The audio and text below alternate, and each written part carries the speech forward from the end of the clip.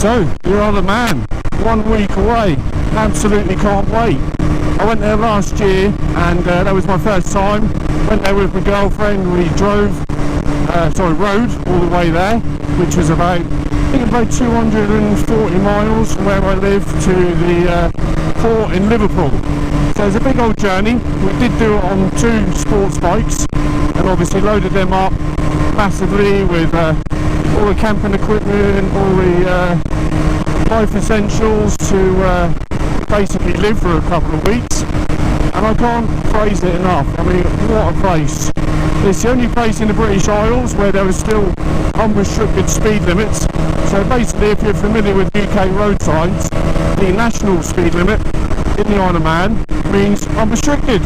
So basically, you can do what you want. You can go past the copper, 200 miles an hour, as long as you're not deemed to be doing it dangerously, whatever that means, then they can't really do much. Obviously, if you are popping wheelies in and out of traffic, passing traffic at 150s plus, then the old Bill over there will have an issue with that.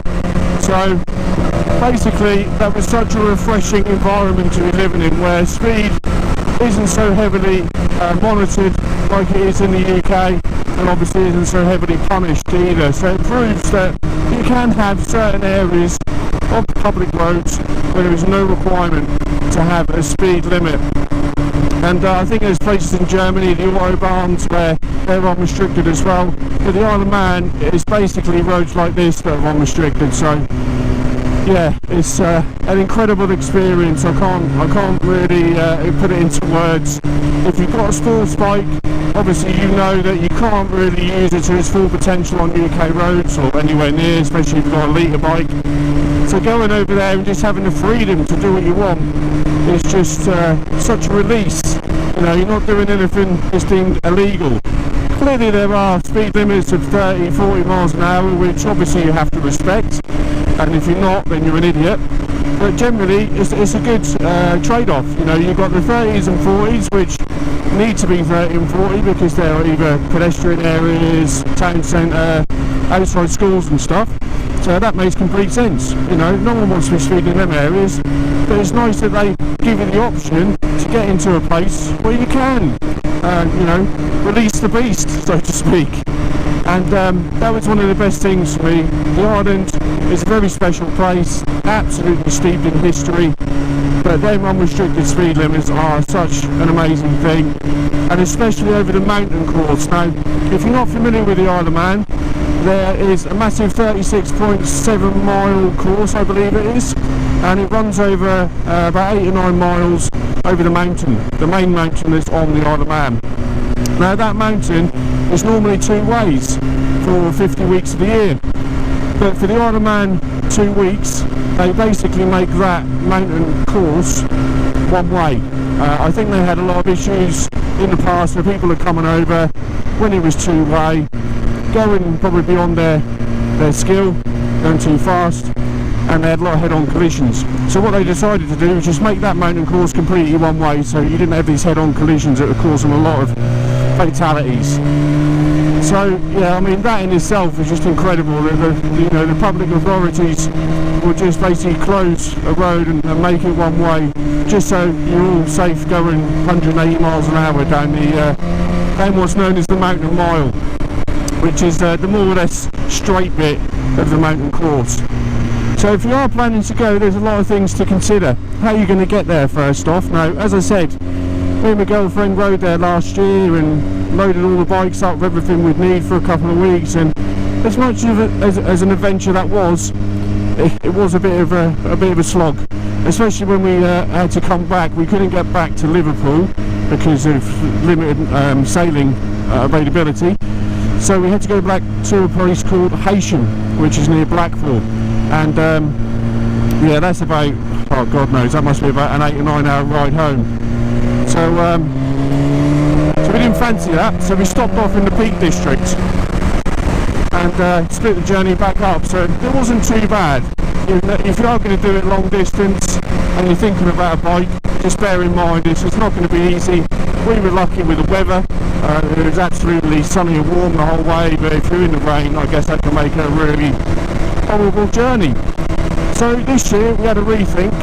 We heard lots of horror stories when we were in the Isle of Man about high winds and stuff, levelling all the tents, and there was lots of local Isle of Man residents taking lots of holiday makers in to shelter them while the heavy winds subsided. And that really worried me. Can you imagine being over there? There's limited space, limited availability of anything over there because it's just absolutely jam-packed, and it is a small island, to then not have a roof over your head, or a tent over your head in our case. So what we decided to do was buy a van.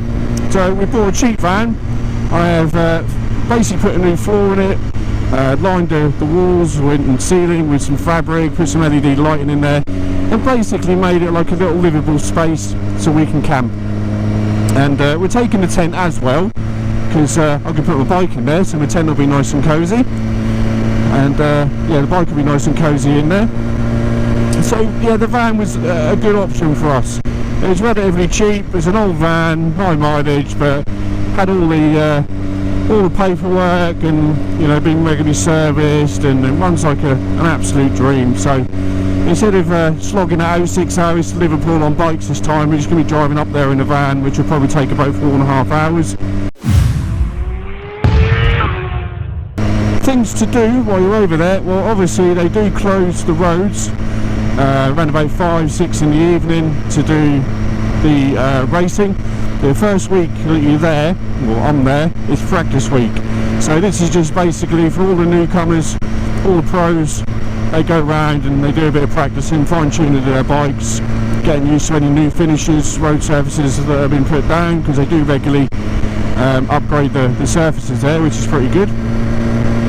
And then the second week is the full-on race week, so this is when things get serious, and they obviously start doing the full-on races. Your senior TTs on super bikes, on tour bikes, on electric bikes if you're into that sort of thing, and some other classic machines as well. And occasionally you'll get the occasional exhibition run from a special bike. I don't know what they're going to do this year, but I know the BMW S1000 RR race was there, and I've seen the H2R as well, Kawasaki H2R go around when they close the circuit.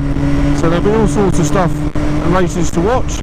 But obviously, as I mentioned, there is a lot of history surrounding this island, so you've got to get round and see everything it's got to offer. There's all sorts of places to go and things to see and stuff to do, and yeah, I'll show you a few of our highlights, little pictures.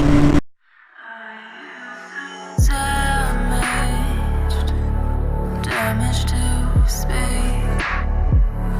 We lie here naked, yeah, you worry about me. Forget about the lies, forget about the lies. They're keeping you in hiding.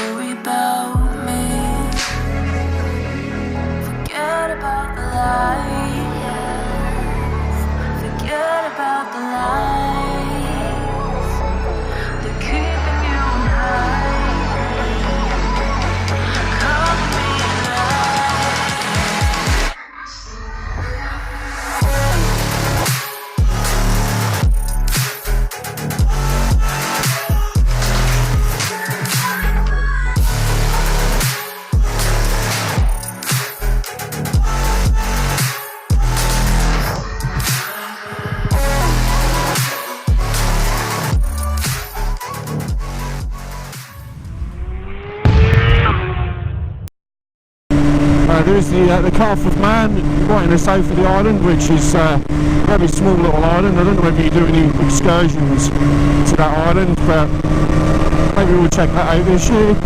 We went quad biking, which was an absolute hoot. Really loved that. And yeah, there's a place at the north of the island where there's like a lighthouse tower and all foghorns and stuff like that, which is pretty cool. Absolutely tons of museums where you can go see old bikes, the heritage of the island. There's castles, Peel Castle, Rushall Castle, if I got that right, when I saw that. Obviously you've got Douglas, which is like the capital. We spent a lot of time in Ramsey, which is sort of north-east of the island, which is I think the second biggest town there or something like that. There's all sorts of stuff going on there, beach events and stuff. They've done the Ramsey Sprint, which basically means you can go down there and they've got a little drag strip, so you can, you know, I don't know how you get on there this year. I'm going to try and do it if I can, but I don't know how you register, so it's something I need to look into. So with regards to the riders this year, I don't think Guy Martin is back, which is a bit gutted about that. I don't think he's ever going to do the Isle of Man TT again by the looks of it. From things I've read online, he's talking much about his family and he's happy and maybe doesn't need to take the risk, which is fair enough.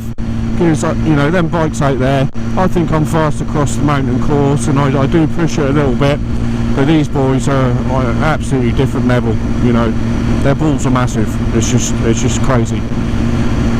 So yeah, as far as riders go this year, I'll give you a little list now. And as you can see, Hickman is back. He won the senior superbike races last year. I think he set some records as well. And yeah, the weather last year was absolutely incredible. Lots of records are broken. I will be shocked if we get the weather again this year, but I'm praying for it. It looks like it's going to be pretty decent when we first get over there, but I don't know what the long-term forecast is for the Isle of Man. So yeah, it'll be really interesting to see what happens this year.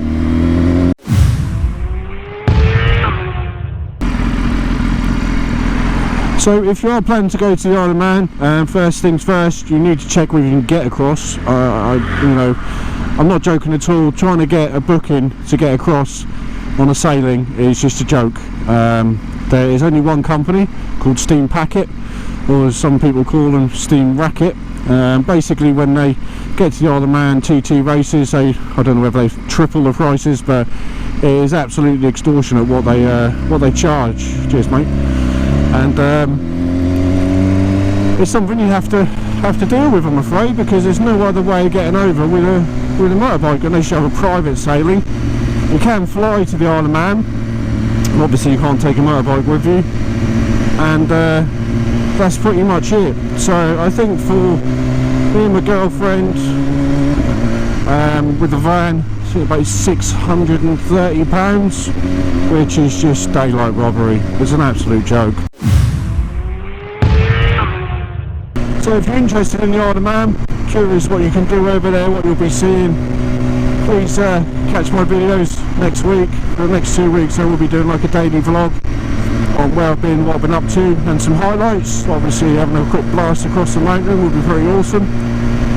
And yeah, so that's it. If you want to see more, please tune in next week. Please like and subscribe, and I'll see you on the next one.